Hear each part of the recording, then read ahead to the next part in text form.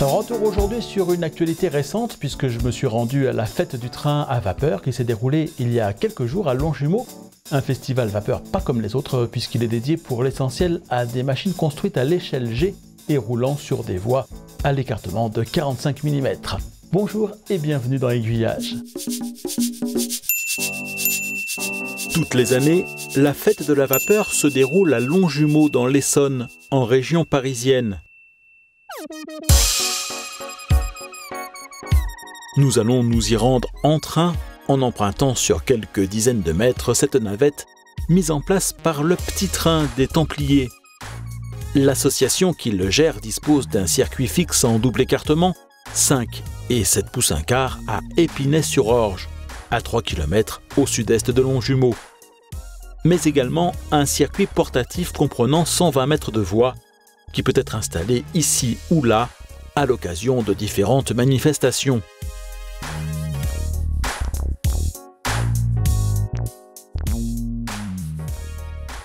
Pour ce week-end de fête de la vapeur, seule la moitié des voies avaient été posées, pour cause de place, mais aussi de temps de manutention. À eux seuls, ces 60 mètres de voie représentent déjà un poids de plus de 500 kg, sans compter celui du matériel roulant et des autres accessoires à installer.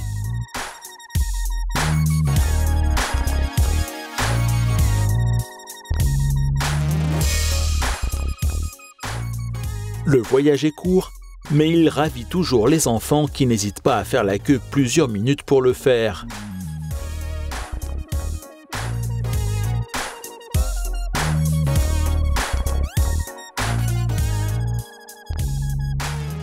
La fête de la vapeur se déroule sur un terrain de sport et traditionnellement, dans le bâtiment qui jouxte le gymnase où elle se tient, est organisé le dimanche un tournoi de judo qui attire un public nombreux, dont profite à la marge la manifestation organisée par l'Essonne Vapeur Club.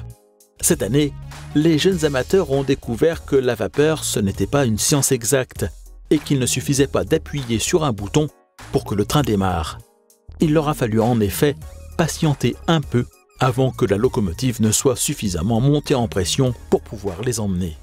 C'était lié à la qualité du charbon, comme c'est un charbon de récupération qui était prévu non pas pour des chaudières de locomotives à vapeur, mais pour des chaudières, ça vient d'une ancienne chaufferie qui était à Saulé-Chartreux, donc c'était un charbon un peu inadapté, donc il a du mal à être flambant.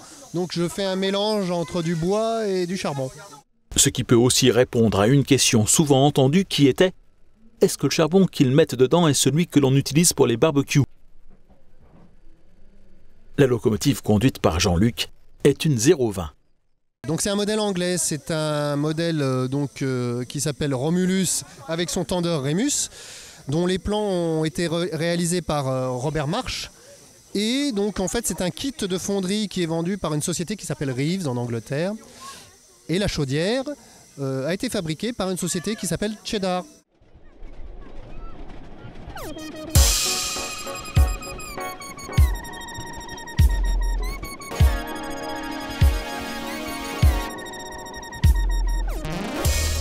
Nous allons laisser repartir Jean-Luc. Son train a de nouveau fait le plein de charbon, d'eau, mais aussi de voyageurs impatients de vivre l'aventure de ces quelques dizaines de mètres parcourus sur ce mini-circuit.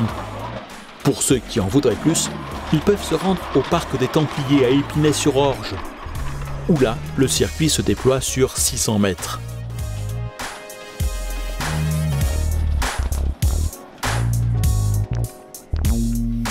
Le Petit Train est ouvert d'avril à fin octobre, un dimanche sur 2 et les jours fériés. En revanche, il ne circule pas les jours de pluie.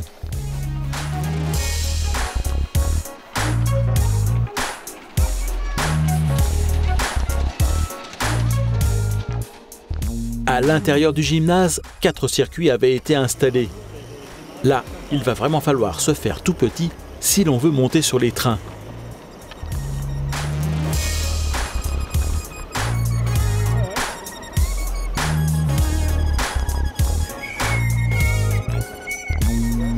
Point commun aux différents réseaux, ils sont à l'écartement de 45 mm et la plupart du matériel roulant est à l'échelle G.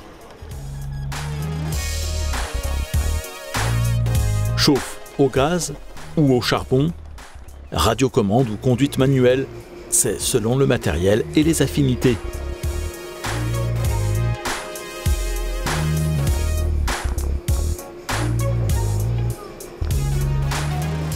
Les participants sont des habitués du club qui viennent ici une fois par mois faire rouler leur train. Mais à l'occasion de la fête annuelle de la vapeur, ils reçoivent quelques invités. Ils étaient ainsi 8 à venir de Suisse cette année. Quant à Jean-Pierre Tournoy, il avait été convié à venir proposer une animation en permettant aux enfants de conduire des trains électriques, mais tout de même en 45 mm sur son tout nouveau circuit, dont c'était l'une des toutes premières sorties.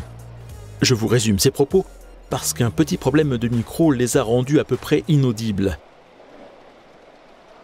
Jean-Pierre était venu avec ses 2 petits-enfants, Martial et Guillaume, auprès de qui il essaye d'inoculer sa passion du train. Il possède en Normandie un réseau à l'écartement de 7 pouces 1 quart, qu'il ouvre au public en moyenne 3 fois par an, le petit train du Minerai. En 2018, il le sera les 23 et 24 juin, 28 et 29 juillet, 25 et 26 août. Le circuit mesure 450 mètres et se trouve dans le Perche, à Neuilly-sur-Eure.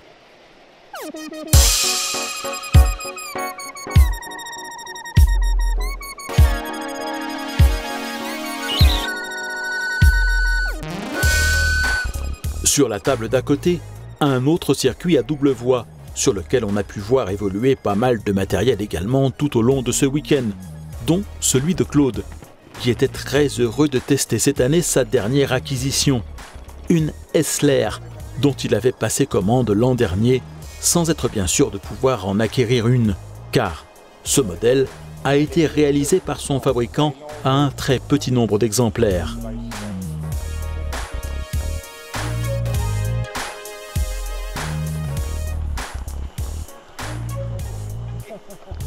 Même punition, je vais vous résumer les propos de Claude que vous auriez bien du mal à comprendre en raison de mon souci de micro. Avec l'acquisition de cette nouvelle machine, Claude, qui est un passionné de trains forestiers américains, réalise un rêve, celui de constituer une trilogie. Dans le domaine des locomotives forestières américaines, il existe en effet 3 types de machines, les Shay, les Climax et la moins répandue, les Hessler. Elles se distinguent en fonction de leur mode de locomotion. Ce qui caractérise la Hessler de Claude, c'est qu'elle est dotée de 2 cylindres en V qui attaquent l'arbre de transmission. Celui-ci attaque à son tour les 2 essieux situés aux extrémités de la machine, avec une grosse couronne dentée.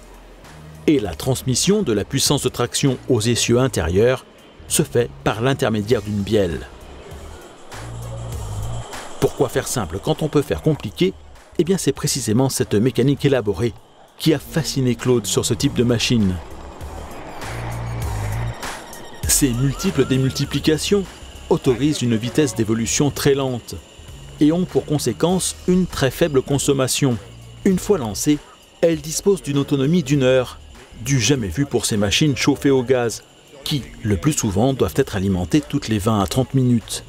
Pour en arriver là, il a fallu tout de même passer par une phase de rodage, et c'est au bout d'une vingtaine de mises en chauffe et de remplissage de son réservoir qu'elle a cessé de couiner un peu dans tous les coins, pour finir par tourner comme une horloge.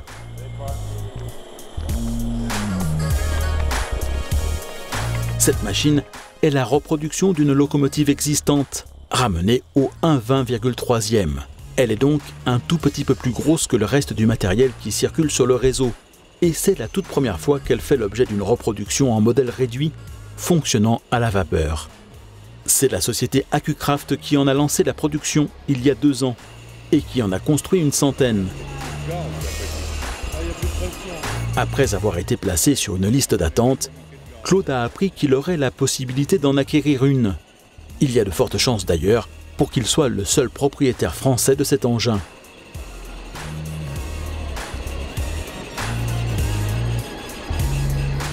Même si la trilogie est maintenant réalisée, Claude a encore plein de projets dans la tête. Sa prochaine acquisition pourrait être une Shay à chaudière verticale. Peut-être la découvrira-t-on lors de l'une des prochaines fêtes de la vapeur de l'EVC 45, qui, l'année prochaine, organisera sa 7e fête de la vapeur, mais fêtera par la même occasion son 10e anniversaire.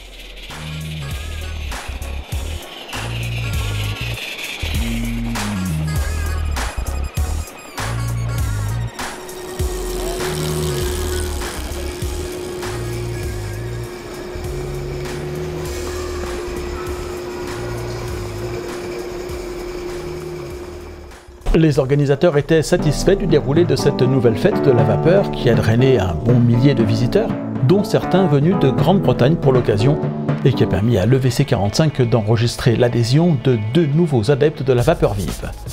La semaine prochaine dans Aiguillage, je vous emmènerai sous la salle des pas perdus de la gare de l'Est, dans les locaux de l'AFAC, l'association française des amis des chemins de fer.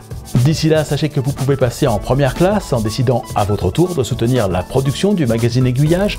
Pour une somme laissée à votre libre appréciation, vous accéderez en contrepartie à une version sans publicité des reportages d'Aiguillage et à la possibilité de les télécharger très simplement et en haute définition.